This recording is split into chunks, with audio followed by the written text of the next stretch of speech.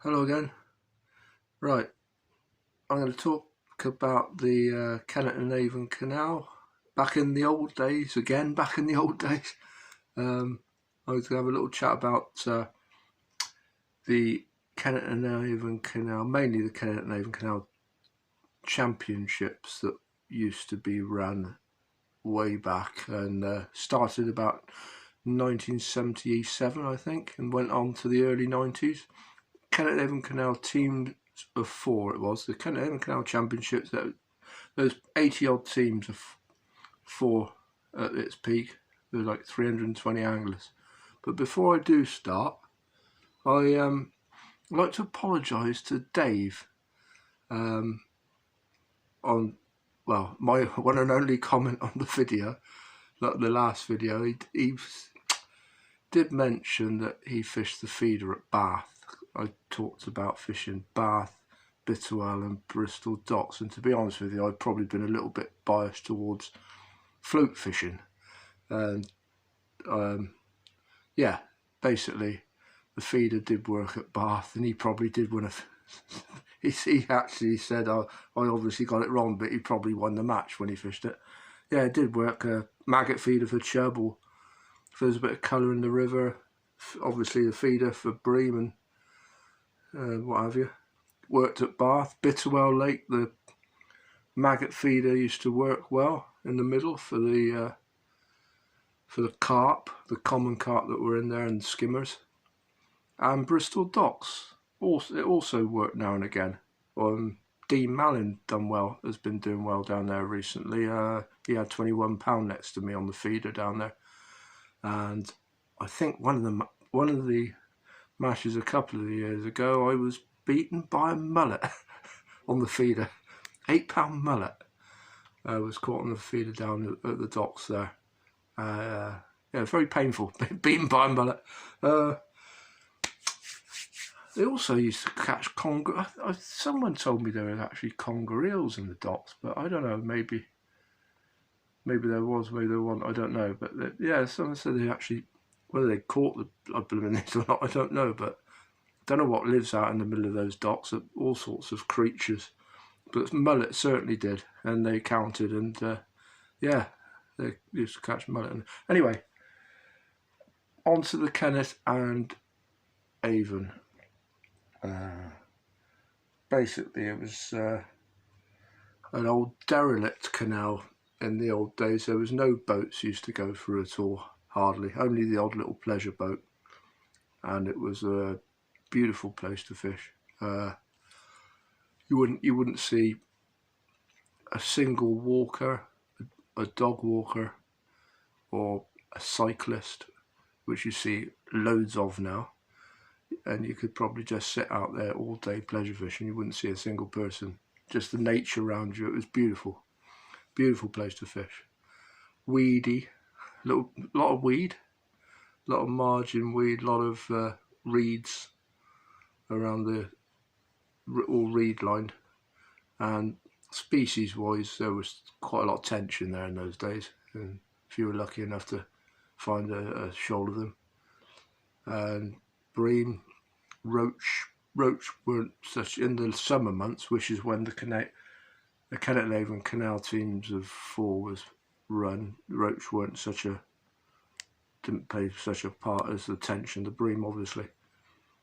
Now that match was they used to have the draw at Pewsey Scouts Club, I remember, and the venues initially on that match were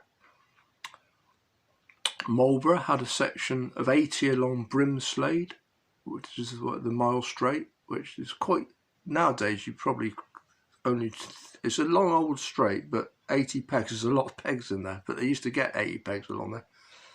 And Pewsey, yeah, they used most of Pewsey water, and there was two sections on Devizes water.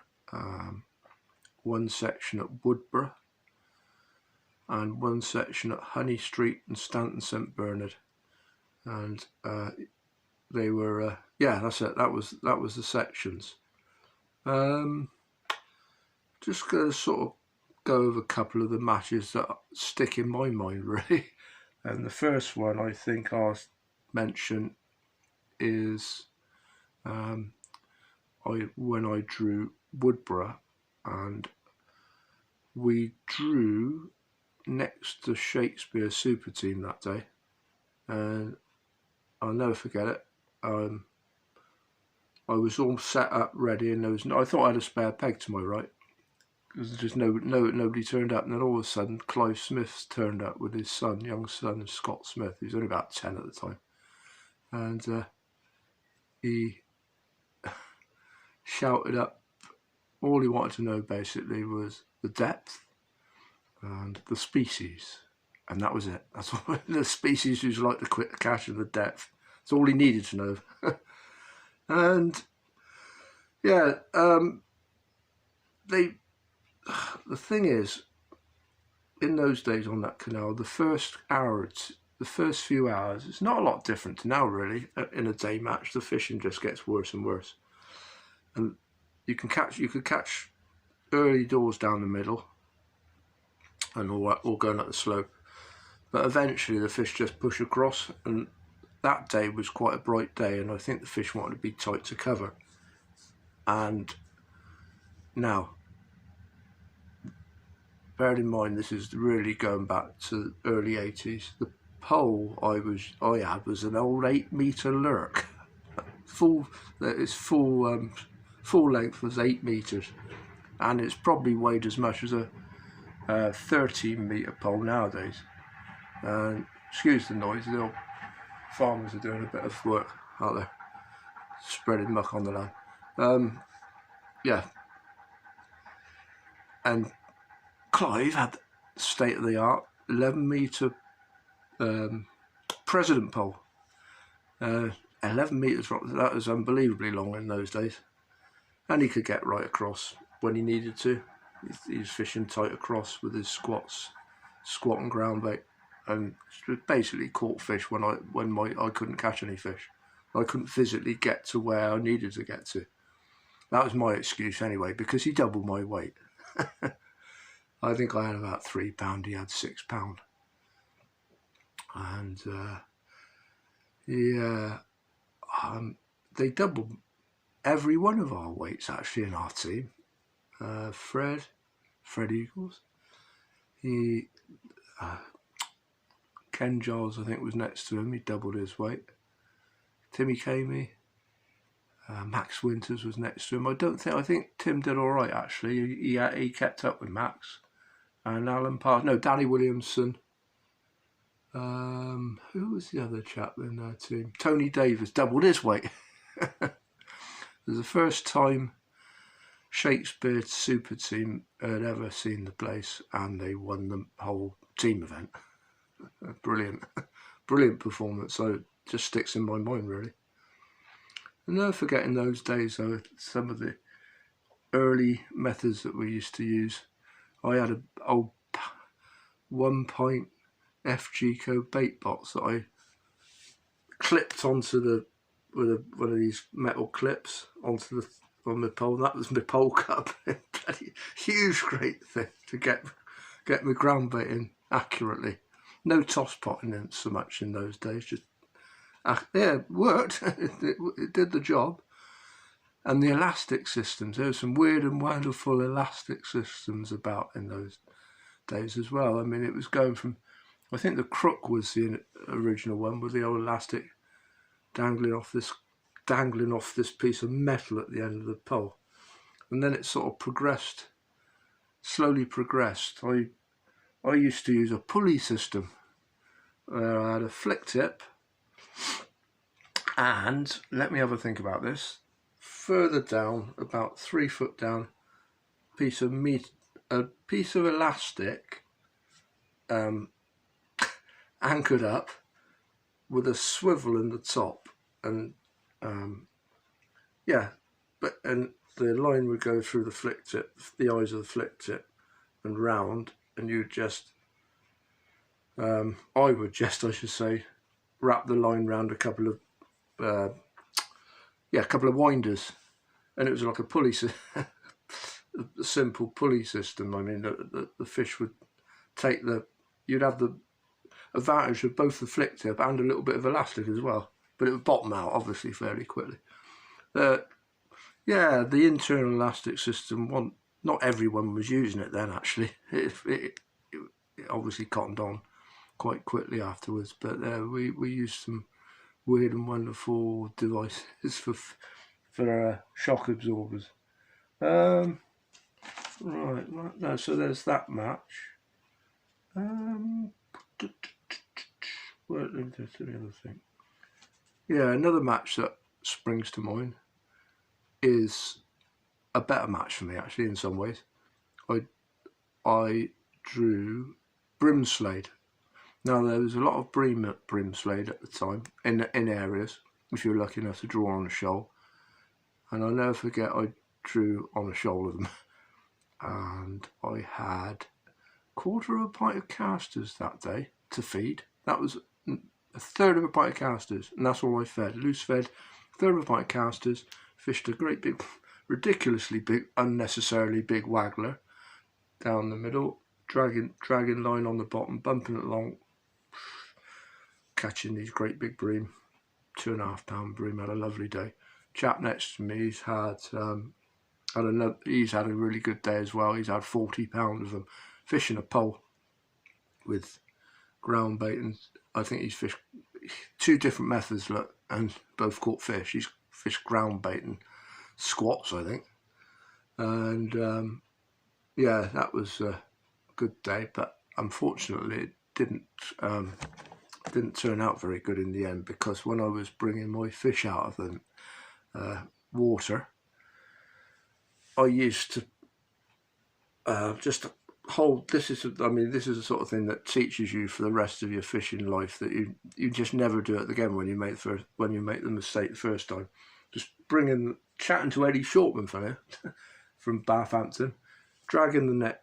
The bottom brings the net up, but top of the net was down near the water, and then there's people shouting at me, "You're losing more fish than you're going to weigh in."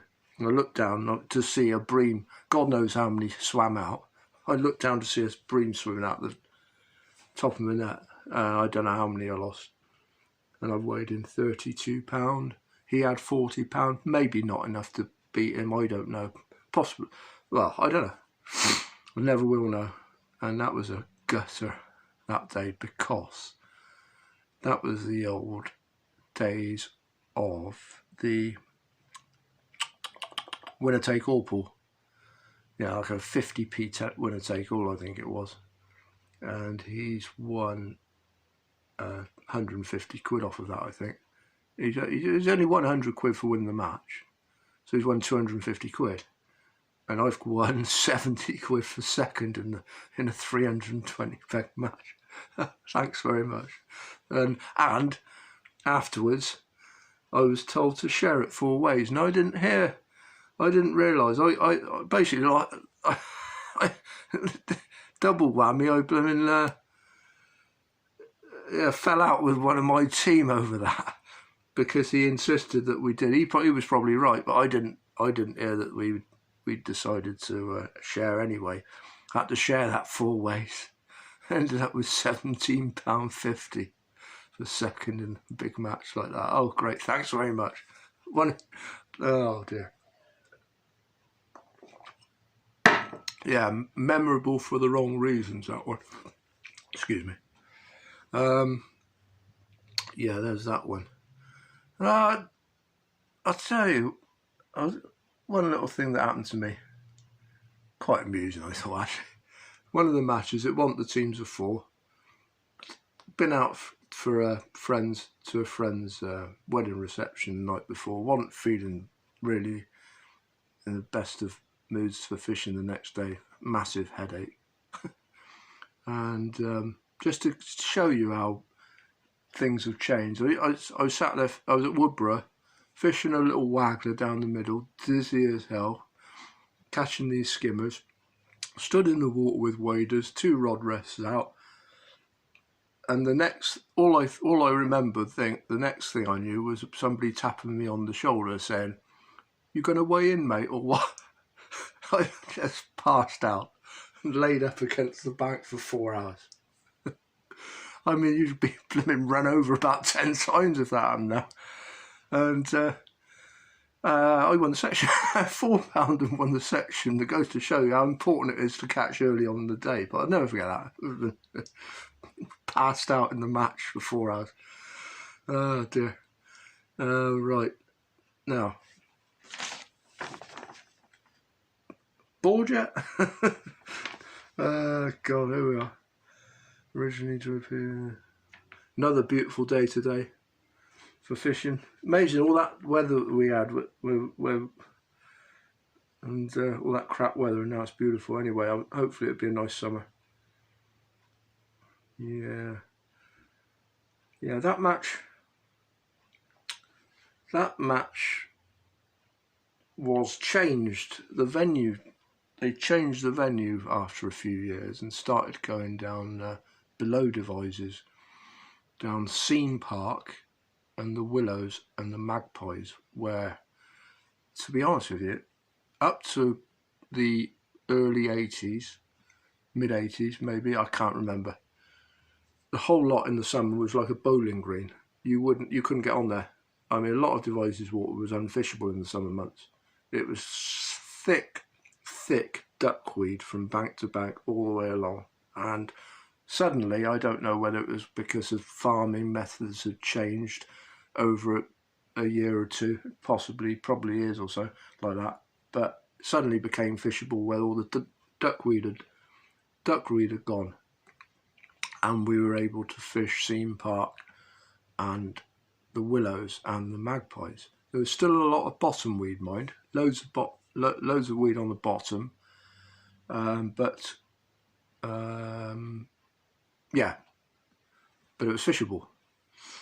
And I remember I had another second in that match, actually, at Teens. I'd done it 3 times. I was quite proud of that, actually, because I come second 3 times in that. I can't remember the other one, but I remember being down the Willows one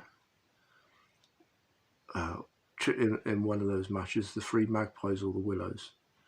And I remember it was not to use ground bait, because putting ground bait in, it just bubbled up like mad, and you wouldn't get a bite. You couldn't catch any bite. You couldn't catch any fish so easily. I just loose fed maggots down the middle on the pole, just dropping a float in on the pole line there. And I've caught 22 pound of crusions and tench. Lovely days fishing. And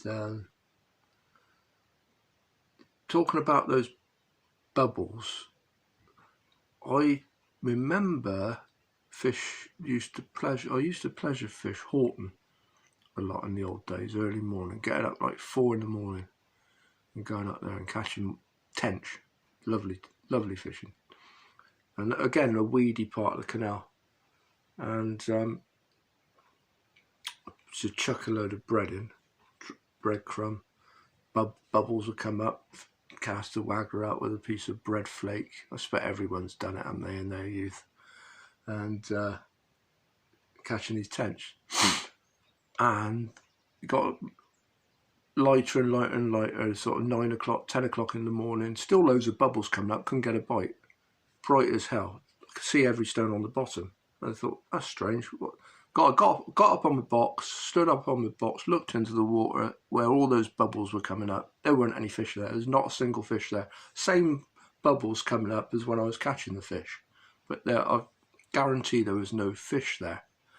Which makes you think, actually, maybe even on commercials sometimes, that perhaps the fact that there's bubbles coming up, there might not even be any blooming fish there. It might just be where there were once fish there feeding, and where they've disturbed the bottom and it's bubbling up.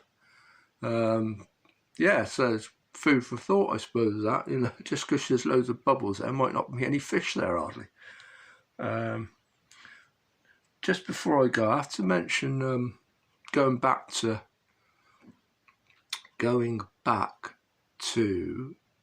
the top end of the canal, Brimslade, Marlborough, and that team that used to do really well that I can think of I mean, that match attracted all the local to loads of top teams, Talisman, Barhampton, to name the two better teams in the area. But a team that used to do not so well recognised, but I think they're worth mentioning, as Davies Tackle from Christchurch, and that was. Let me think if I can think of the anglers. There was Terry Hiscox, Mick Maidman. Come on, Gareth, think. Eddie Poole and Vic. I can't think of his second name. They were brilliant team, and their little method was. I was chatting to, I think, Mick Maidman quite a few years ago, and they used to just fish squat and slop, and just throw out little balls of sloppy ground bait with loads of squat and fish a gozzer on the hook, and little wagglers, just twitching it back down the shelf on the far side, catching skimmers, and just fish, basically, just catching fish like that. Really good tactic, and a tactic that definitely works now, but in a different way. I mean, we've had a few winter leagues and super leagues at Seam Park down below Devizes in the last few years, and I used to just dump my ground bait out and fish it out, and I've done so much better since I've just been putting a little toss pot in. Especially with the boat traffic, just wipes all the ground bait out all the time nowadays. I've just been continually feeding getting as many squats and a little tiny ball of slop as I can, and just toss potting that in, fishing that in 2.5 foot of water, catching skim. Even if you don't catch them straight away, keep doing it. Eventually, quite often they drags a few skimmers along, and I've done all points wise. I ain't done too bad in the last few times down there. I wasn't particularly consistent down there when we started going down there, but I haven't been too bad lately. But whether it's a draw or not, who knows? But that's a good tactic in the summer months. Definitely, just little and often. Little slop and squat. Same with commercial sloppy micro and 50-50, like that greenfish mill ground bait and micros tapped in all the time seems to work really well on commercials. On not all the time, nothing works all the time, but it's a good tactic. It often works. What am I drivelling on about now? Let me see if I've done everything. Hold on, just hold on a minute. I'll be there in a minute. Just don't be impatient. Toss mention later. Yes, putting it down below the words. Yeah, what's it fishable for? Duckweed, woodbra, bream. So that was the teams of 4. Really, loads of crucian carp. People used to love the crucian carp fishing down that pile. That's right, pile. The pile was the other venue. Pile, magpies, willows. And Seam Park, there weren't so many crucians, but on the other 3, it was brilliant. These crucian carp, fantastic fish. They're a real rarity nowadays, aren't they, crucians? Lovely, beautiful fish. And tench, the same. All but gone, really, haven't they? But they were the prominent species in those days. 24 minutes, I think that'll do. Okay, chats, there you go, mate. There's one on the K&A. Probably do another couple in a few days' time. So see you then. Cheers, bye.